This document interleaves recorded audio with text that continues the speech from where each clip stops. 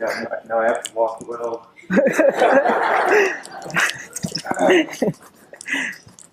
Hi.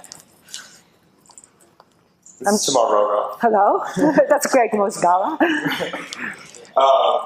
Yes, so as you saw, I was born with cerebral palsy, which if you haven't heard is the sexiest of all the palsies. And for the first, the majority of my childhood, the first 12 years of my life, the medical community and I were like this. I was constantly going to doctors. I wore several different orthotics growing up. I went through a slew of different therapists, speech, occupational, physical therapists, of course. And I'm sure the field has changed a lot.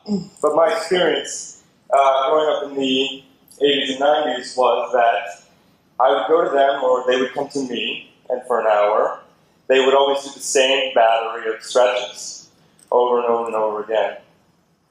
And there would be some relief, and my gait would change slightly. And then they would leave. And 15 minutes later, because of the neurological system of cerebral palsy, my brain would reset. So this reinforced the prognosis that I heard from my parents, which they had received from other medical professionals, that my cerebral palsy would not get any worse, but it would not get any better. So choreographing for Gregg, he was so limited in his patterns when I first met him, so rigid, and he had evolved through his compensations just a certain number of patterns. And if I would ask him to move 1 degree off of those patterns, he would fall down. So if I said, open your arms, he would fall down. If I said, look that way, he would fall down.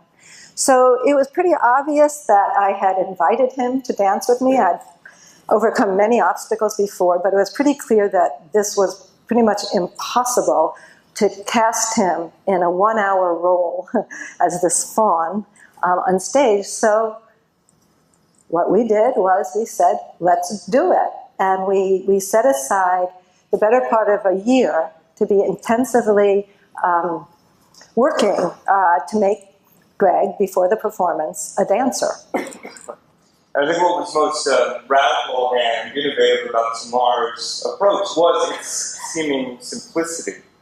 Neither of us, when we started, had any academic knowledge of cerebral palsy.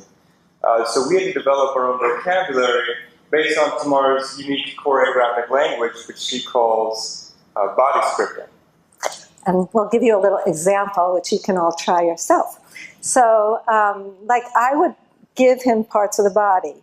So I might say, I'm going to spring it on him, 1 inch behind the sternum. First part of the script. Second, the web between the fingers.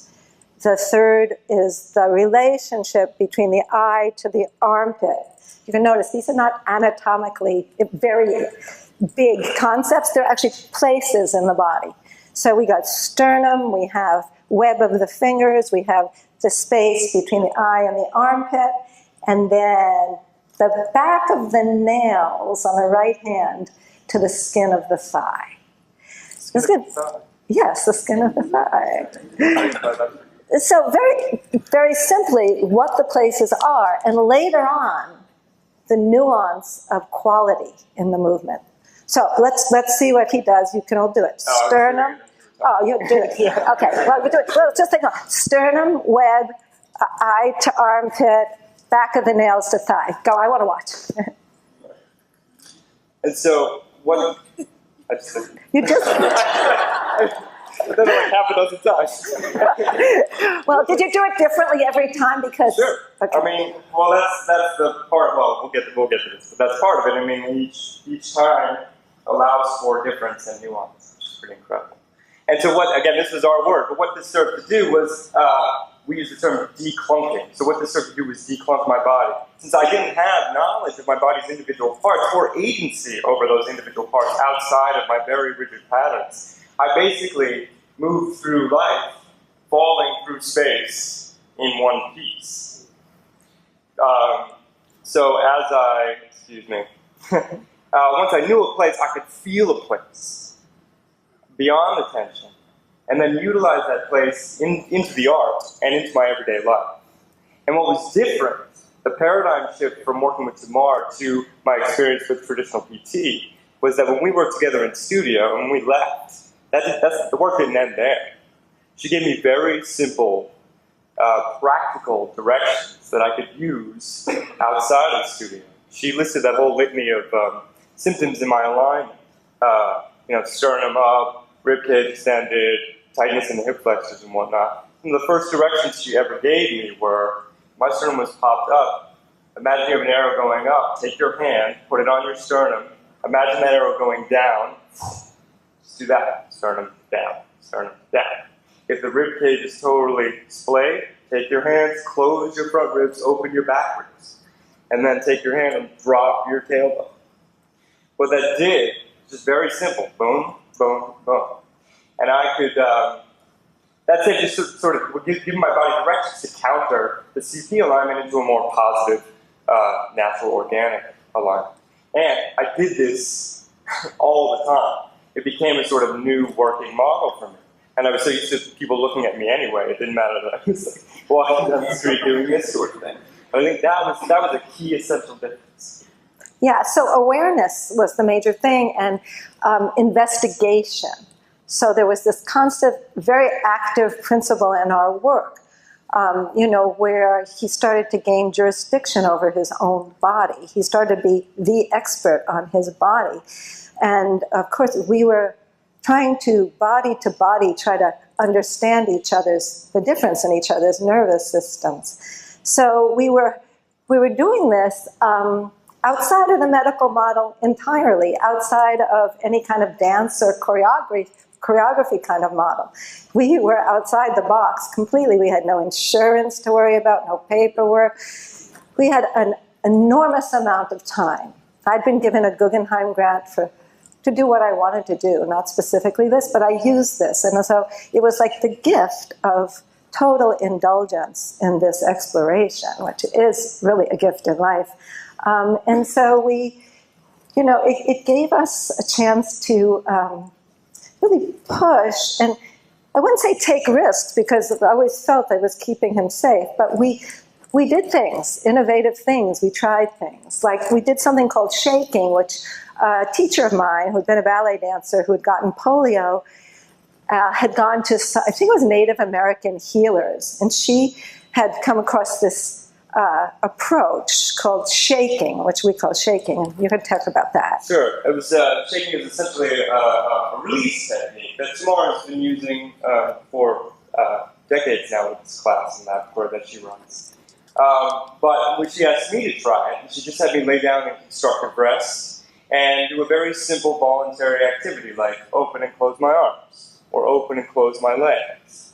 And essentially what was happening, she wanted to get to, was the fatiguing of those major muscle groups, or those muscle groups that were always working all the time, and creating a sort of a urgency in the body so that these underutilized, underused muscles would come in and assist. What that did for me was resulted in a lot of sort of, it was a very big, sort of almost violent exercise. Involuntary. Right. There you go. Thank you. Sorry. That voluntary motion suddenly became involuntary. My body was moving in ways that I didn't think were possible for 30 years. That was pretty incredible. Not only was it a tension release, which is cataclysmic in itself, but the shaking in combination with this movement stripping allowed more access to my body and allowed my body to be more available to take these directions, again, to apply to the art and to my everyday life. Right. Right. It's, his status quo moved. What came into the studio was probably more than I bargained for sure. There was a lot of fear, a lot of pain. There were issues that I never imagined about proximity, about touch, things that he later, dancing in this production, he would have to partner really professional dancers. He's going to need balance. He's going to be able to be comfortable with touch. Not only that, but the nuance of bringing emotion through your movement. It's not just utilitarian what we were doing. We were trying to look for a span of expression through the body. So this was really taking a lot. And we did go to doctors, you saw every once in a while, just to check in to see, is there a piece of understanding or a piece of something in the medical world that would help. And then we'd come back and that would be added to the mix. But basically we saw the body, my body, his body, as the resource for the knowledge. That the fact that the body holds a lot of information, and if you really can tune in and have this beautiful amount of time, that the body would tell us something. And then the artistic, side of it, and the fact that we had all this time, but there was a performance a year down the road, which, a contract, and, that's what we didn't have for a while, but then we had that in front of us. But it was great because it did push us into more than the utilitarian kind of use of the body. And so we were inspired. And the thing that we realized, because we were not working academically, was that we were really proving neuroplasticity. I mean, Gregg was changing so fast. I mean, one would have to admit that there were, sort of identity crises along the way too. That was part of it. It was such a mind-body, such a holistic kind of experience.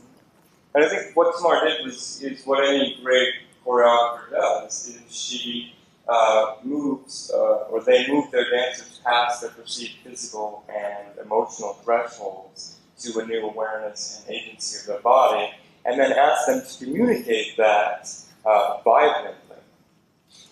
And so we have this documentary that is just finished post-production. And as part of an outreach for the film, we've assembled together a group of half dozen other people with cerebral palsy. This is sort of our beta group. We're calling them the Cerebral Posse. And we meet once a month to talk about issues that we face, commonalities, what things are just Gregg, and what things are sort of universal for all people with cerebral palsy. And we're also working to empower these people to engage members of the medical community and have these types of conversations. There's one, just to interrupt you, there's one really amazing thing when you get in a room with 8 people with cerebral palsy. A lot of them have never been in a room with anybody else with cerebral palsy. That's what they tell me. I mean, I'm sure. Or never that many. Not that many, and they've never had any wish to do that either because they don't. But there's something in the first 5 minutes of meeting us, talking a little about this, that really changes things for them. So I don't know that I can say what that thing is, but it's something that we did that we're still working, Gregg and I. And so Gregg has a student of his own that he's working with, so that he is learning. He's working with somebody who has the same nervous system as he does, which puts them at an advantage. He doesn't have all the years that I had. I'm also a doctor's daughter. I was around medicine a lot, and I was thinking during Mary's talk that dancers know the body the way nurses know the patients. Dancers, this is a resource. And there's not that much for dancers to do. They're underutilized. If they're not in someone's company, there are things that they can do. And I know there's dance therapy, but none of this was therapeutic. This was through an art form. So it's something that now we're looking towards, and towards all of you, to see if something in this, because the results were quite clear, but if something in this could be helpful and could advance something in the way that you might work. Right. How can we continue to engage, and how can this work possibly be a benefit to the artistic, disability, and medical communities? And as we continue, we'd love to keep you guys posted. Thanks. Thank you.